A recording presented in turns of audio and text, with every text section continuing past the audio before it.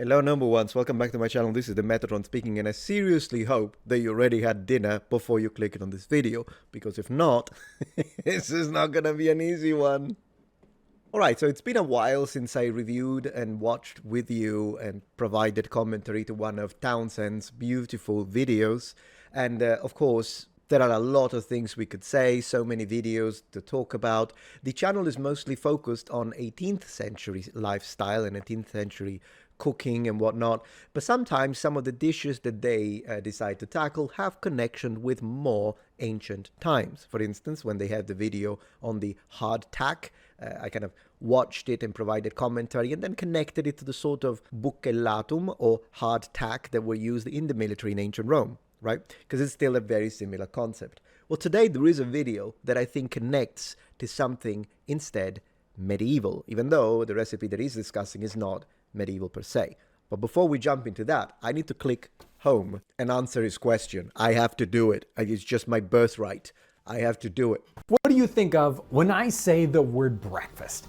Cornetto e cappuccino. Thank you. That's all. All right, so for today, we are reviewing... Oh, bread marathon. For a moment, I thought he said bread Metatron.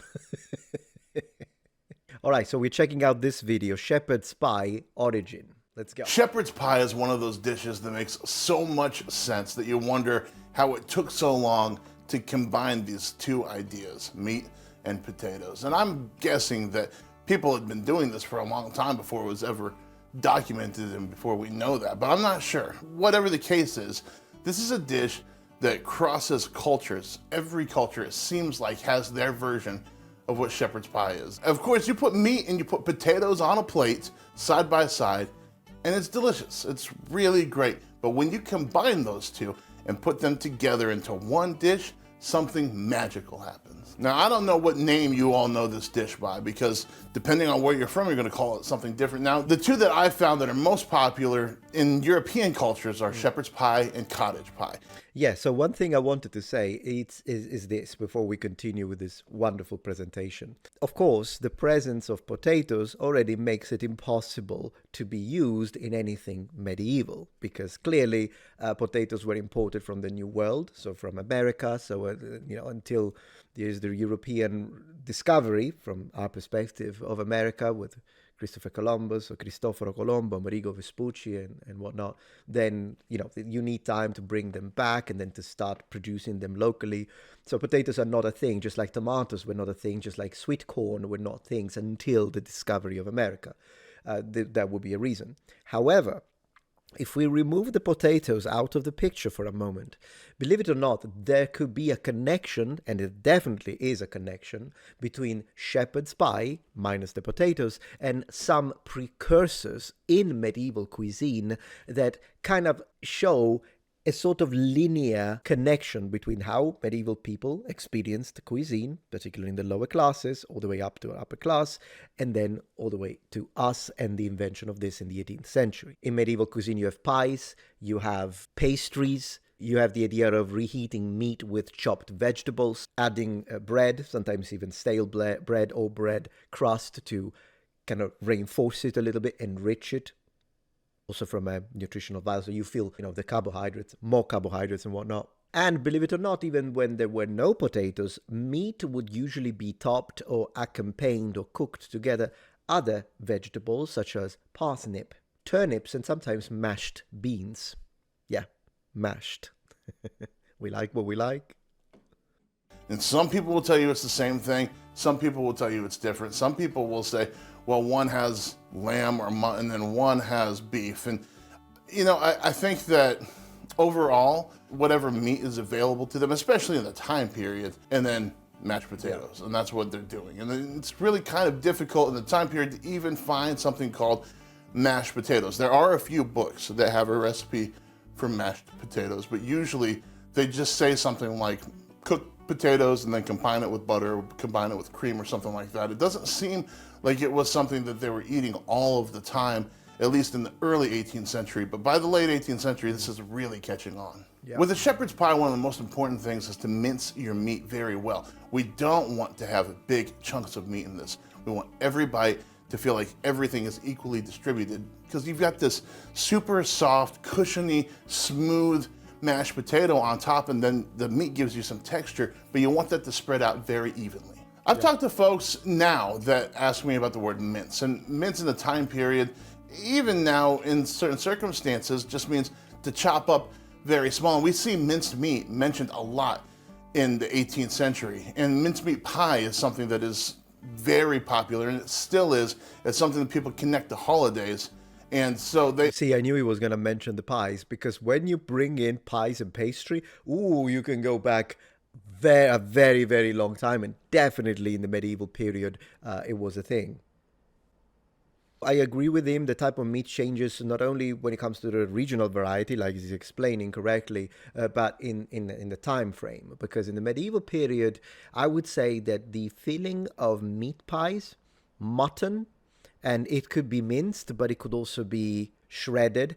Beef was a thing, but game was also a thing. So you have to imagine, if you hunt deer, which you did in the medieval period, if you had a license, or maybe you were a poacher, then you would use that, and you would find that as minced meat, maybe more commonly than you would today. Some people still eat deer meat, one being my father-in-law. But as I say, I'm saying generally speaking. And then this meat would usually be cooked, with onions and herbs. That's already a thing in the medieval period. So once again, no potatoes, but a lot of other ingredients that we sort of consider as normal now, they've been a thing for a very long time. You can imagine a medieval knight with that kind of food as well. understand that what we're doing here is we're taking this and we're chopping it up into small little pieces, almost like we're gonna make ground beef or something like hamburger here. Now, potatoes in our time period are a real hot button issue. For a long time, people did not feel safe to eat potatoes, and they're part of the nightshades family, so there are questions there. But once they kind of discovered potatoes, they were all the rage. They were crazy because finally they had a really good answer to poor people food, but also an ingredient that rich people loved. And so this just kind of took over. And so we see lots of papers in our time period that are being written about potatoes being revolutionary, and they're switching from things like rutabaga and different root vegetables. They're saying potatoes all the way. You can cook them so many different ways. Yeah, in a similar situation, a similar approach happened with tomatoes. Not necessarily everyone, but when you do read the sources, sometimes the idea that tomatoes could be poisonous is indeed in the mind of some medieval people. And if you think about it, whenever you look at something new, completely new, the color, the shape, which looked different to how it is today, the overall plant is foreign, it's exotic. It's not now. I mean, tomatoes, of course, are a staple of Italian cuisine. Potatoes, absolutely a staple of everywhere, but even more so English and Irish cuisine.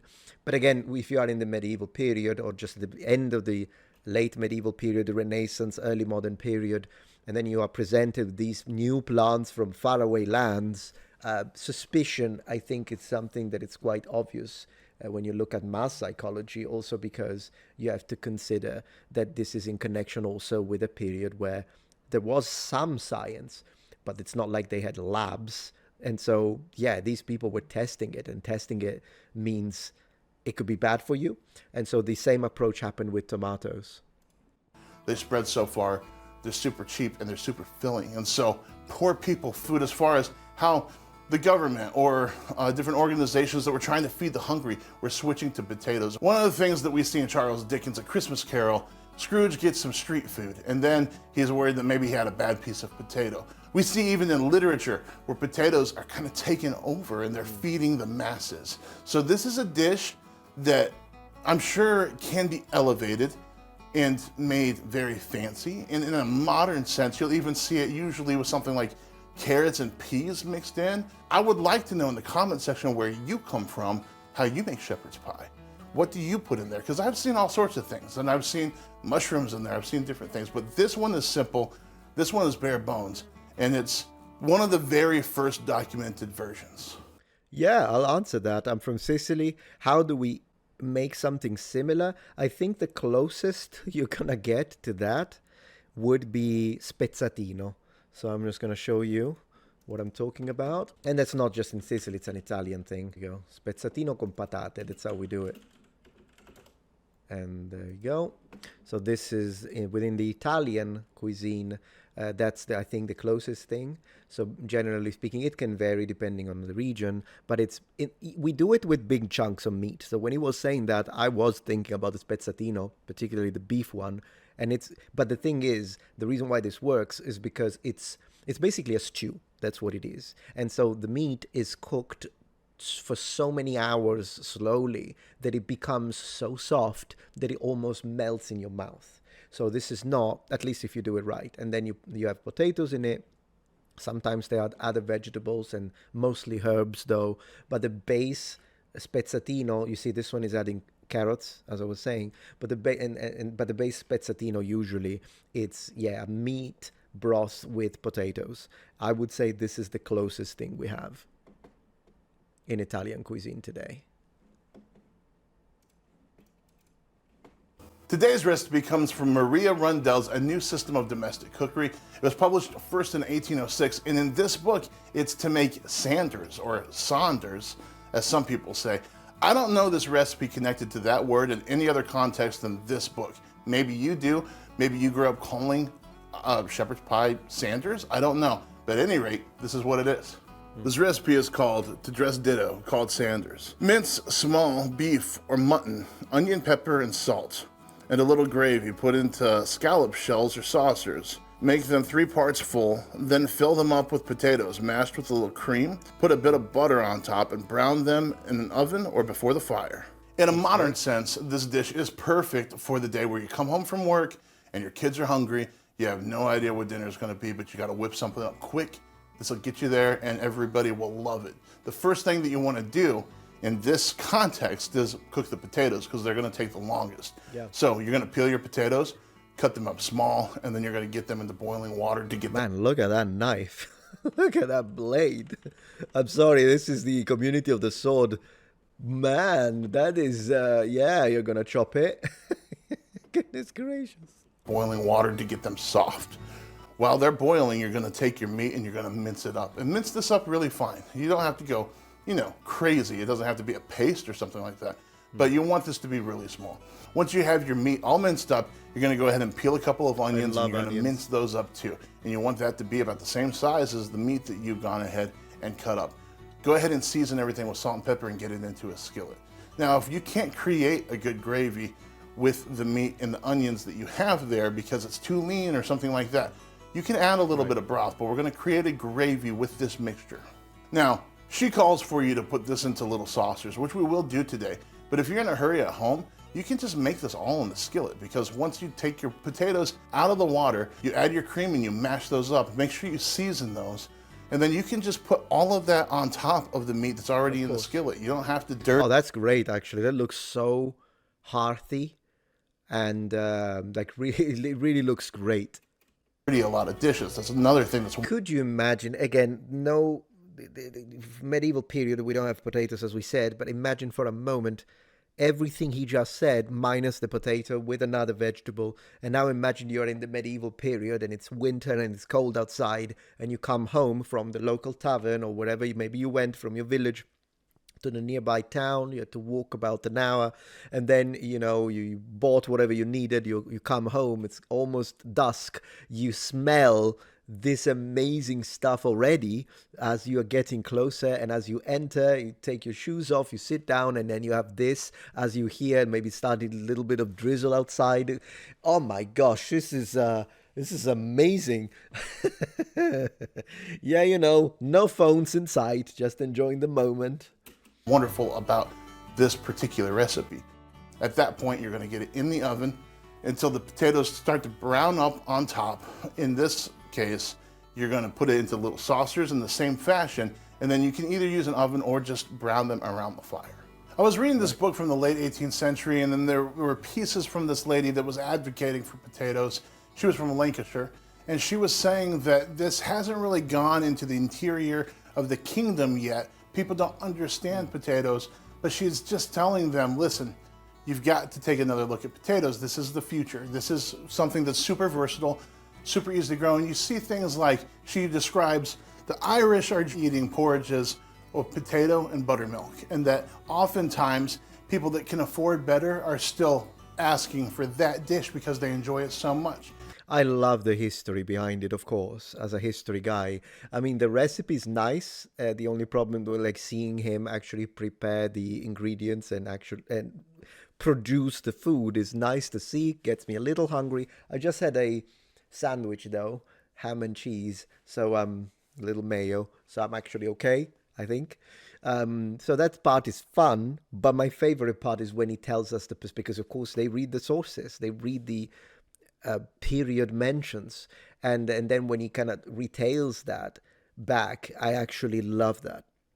Now, if I were another channel that is toxic, I would say, but he didn't give us the source, he didn't put the bibliography. It's fine. This is not a university presentation. It's a fun, informative video. But simply because he didn't put the freaking source here, I'm not gonna attack the guy. And that doesn't mean that he didn't read the real sources and share from personal knowledge. Just I wanted to throw that one in there.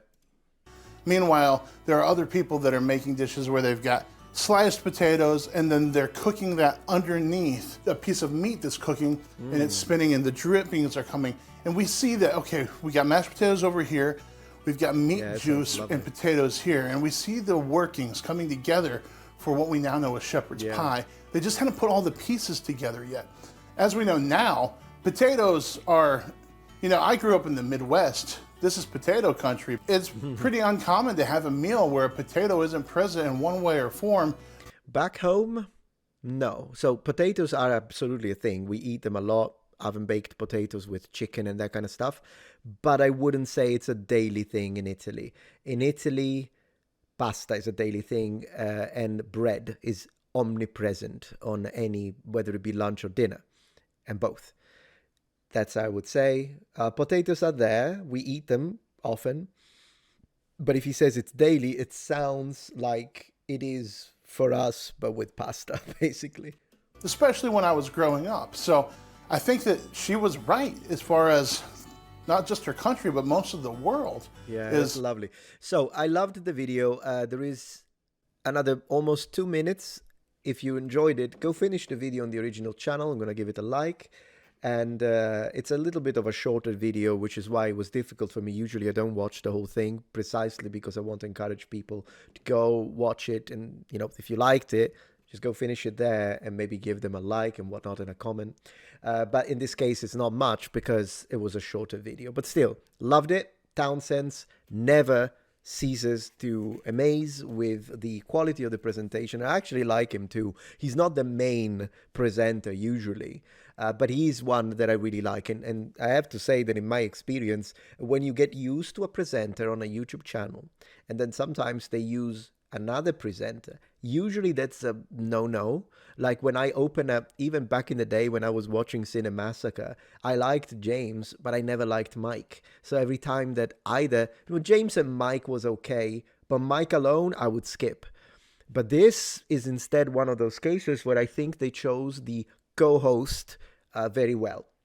Because I think he presents the information very well. He has his own charm as a presenter. And even though I still prefer the owner of the channel, because, I mean, he's the one I watched the most, and you kind of create a connection at the end of the day.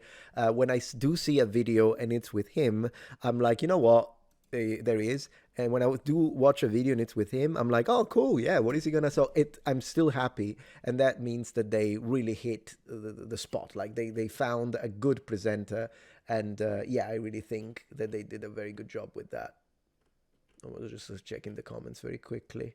Shepherd's or cottage pie is a staple in my household during the winter. There you go. Yeah, you always think of the winter when you look at something so warm and nice. Am I right? In Argentina, it's called pastel de papa, potato pie. Wow. Your favorite dish ever? Good. My favorite dish is pizza, but then again, or pasta. It really depends on the day.